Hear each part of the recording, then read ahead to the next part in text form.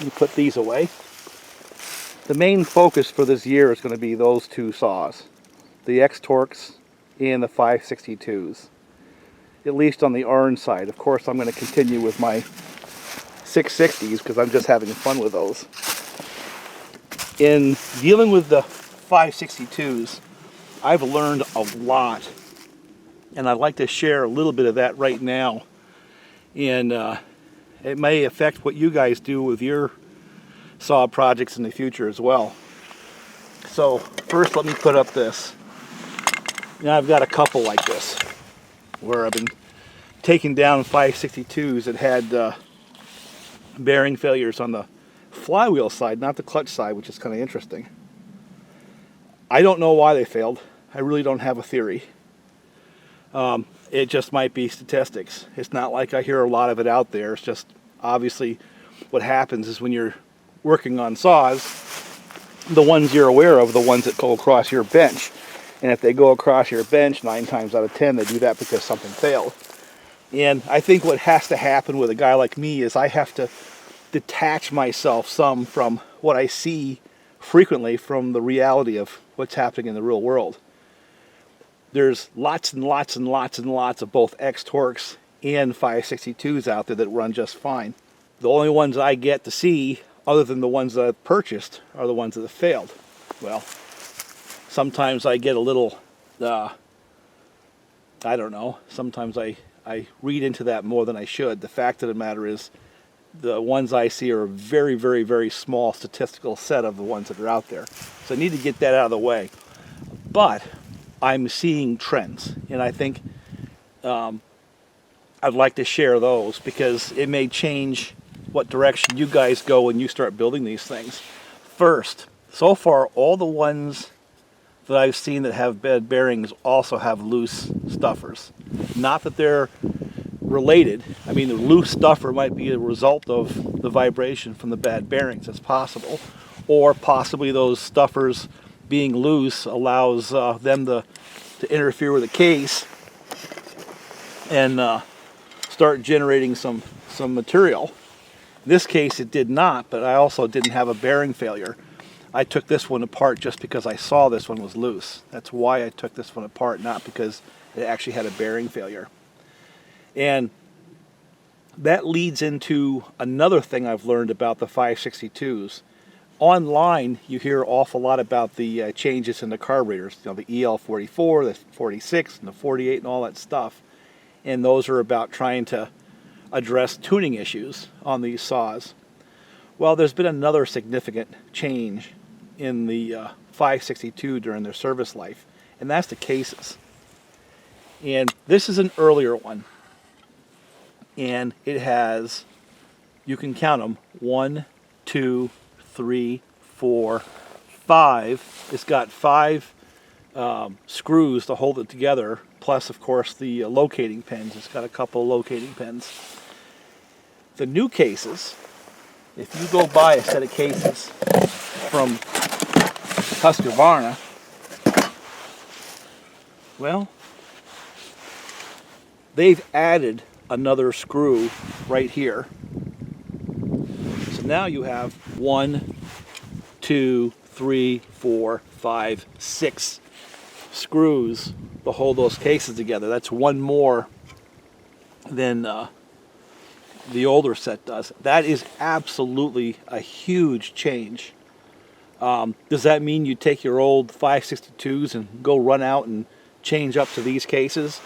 You know something? Depends on who you are. That's exactly what I'm going to do. That's because these cases really aren't that expensive. Husqvarna obviously wants an easy path for the dealer to move from the 5 screw cases to the 6 screw cases, because these are not that expensive. You know, your dealer can get them to you for under 150 bucks.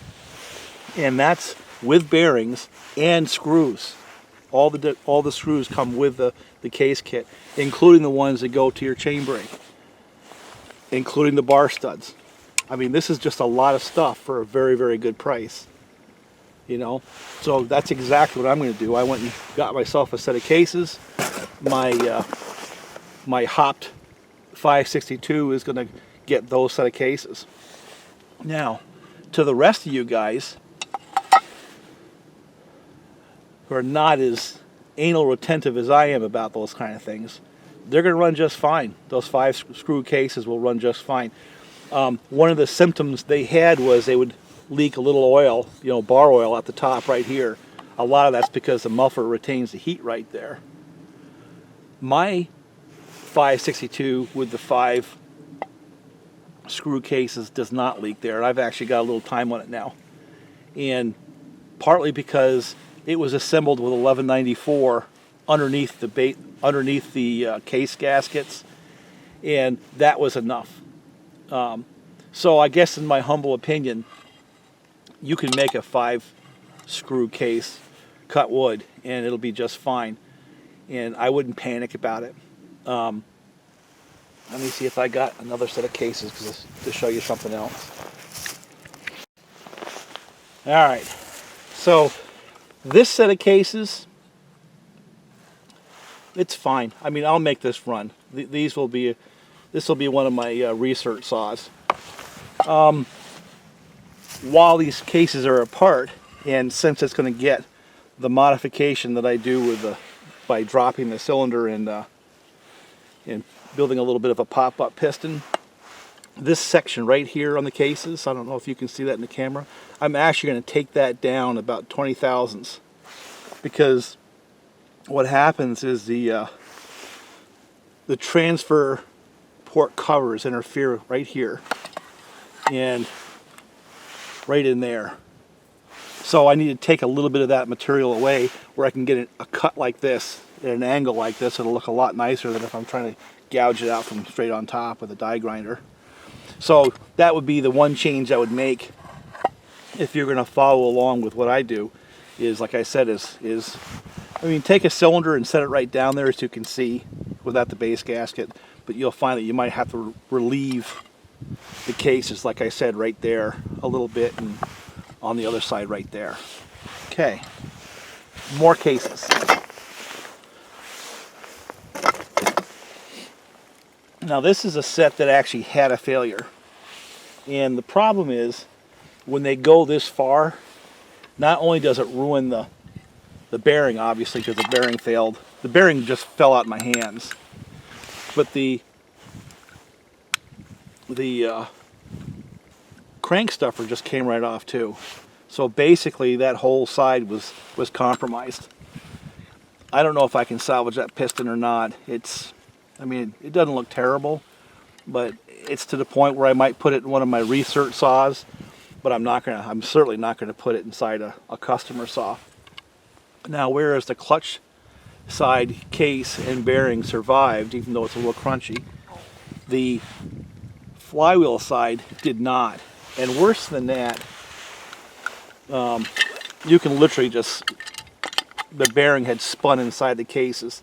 At this point in time, this set of cases is ruined. You can't do a thing with it. And that's when you have to buy a new set of cases, which, by the way, is an upgrade.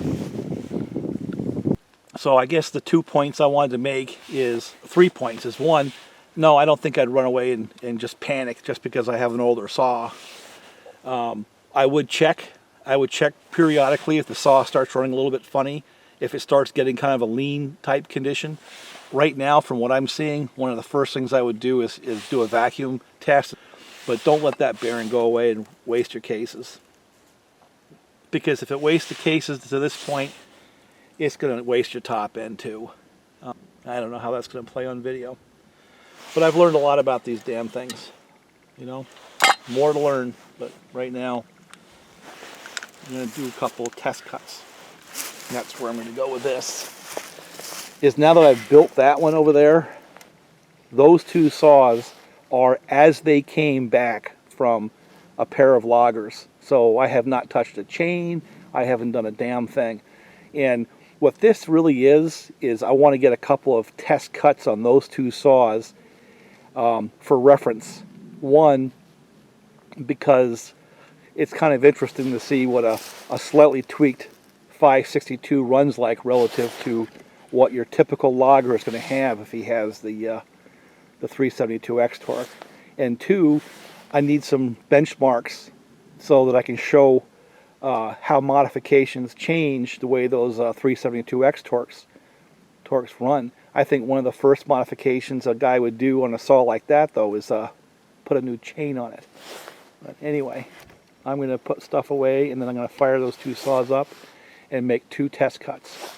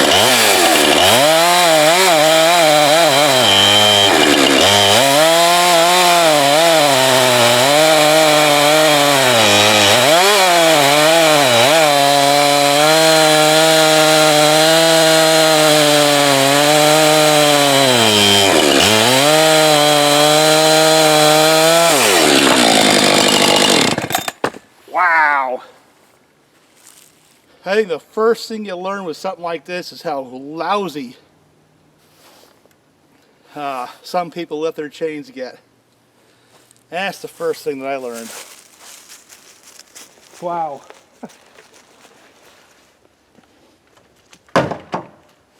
You know what the scary thing about this is both these saws came back from professional loggers. Both of them did. And this one here, he thought he had a really great way of, sharpening chains. And let me get the camera up there a little closer. And what he's done is he's cut a little bit of an angle in the rakers, about a 45-degree angle like this and like this. And I guess that's to try to expose the tooth to more wood. That might work in softwood, but you get this hardwood like that, forget about it. So I'm going to put this up because I think this is actually a teachable moment. I wish I brought another chain.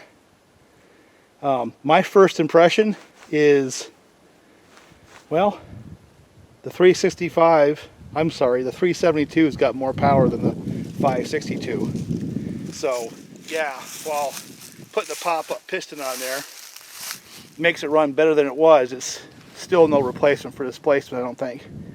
But the real thing I take away from this is how poorly, man, and I can't stress that, how poorly those chains have been maintained. And I'm a little disappointed, not at the saws, but at the guys who put them on my shop. Wow. So this goes back to an old adage you hear over and over again. Probably for 90% of the guys out there, the biggest and most effective modification they can make to their chainsaw is a good sharp chain. I think I'm going to end it on that note because I have to move on to other things. But I think what I need to do is tomorrow come out here and give these saws a fighting chance by putting on a new chain for both of them. So anyway, talk to you later. Bye for now. This has been some shop notes and some channel updates and kind of what I've been doing. And to review another big bore Farmer Tech saw, you know, the 660s, and beginning to get into modification of the X-Torqs and continuing in building a solid, repeatable set of modifications for the 562. That's where we're going for the next couple of months. Talk to you later. Bye for now.